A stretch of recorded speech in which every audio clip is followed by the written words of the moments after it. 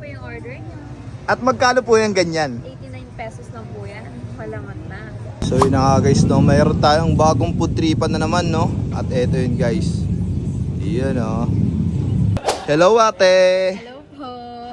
Hello ate, ask ko lang po, ano yung meron dito sa Kakaibab? Meron po kaming tortilla beef kebab. We also have BLT chicken kebab and then beef kebab bacon rice. Magkano naman sa mga ganun nyo po?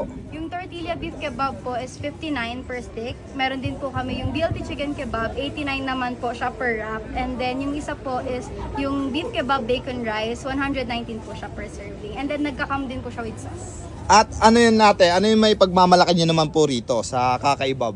The best Bakit po pala Kakaibab pala yung name ng store nyo po? Kakaibab po because it comes from the word kakaiba and then combined with the word kebab kasi nag-start po kami with kebab.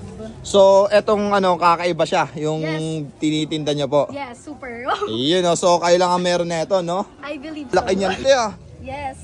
Yan po yung pinakamalaking nakukuha namin sa farm. Yun, no? Grabe. May farm kayo. Wala po. Ano lang. Doon po kami kumukuha ng mga laman niya. Yun, yung mga lettuce, tomato, ganyan. Para Ayan, po te. ma-make sure na fresh. Ano naman po yan? Ito po yung pinaka-chicken po natin. Siya po yung seasoned chicken. Parang pastil siya, no?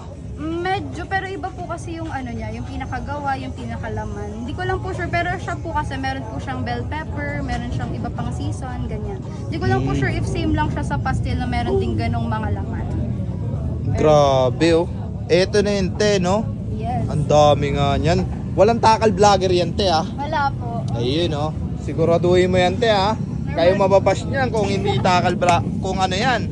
Kung takal vlogger yan. Yan, Normal, guys, oh. normal lang yan, kuya. Yun, oh. Parang ninormalan ka lang yan. Yun, 89 pesos, guys. Yes. Tapos ilang toppings na yan meron kayo dito? Meron kayo parang pastil. Tapos ham yan, te. Ay, bacon. Bacon po yan. Bacon. Yun, oh. Tapos bukod dyan, may sauce pa yan, eh, no? Yes po. Ay, sa sauce pala, ang available po namin na sauce is yung chili na sauce, chili cheese, and then yung regular po na cheese. Yun, oh. At saan po pala ito matatagpuan natin kapag hinanap kayo rito? Dito po kami sa last stall ngayon. Nasa last stall po kami ng Street Bites Food Bazaar sa right side.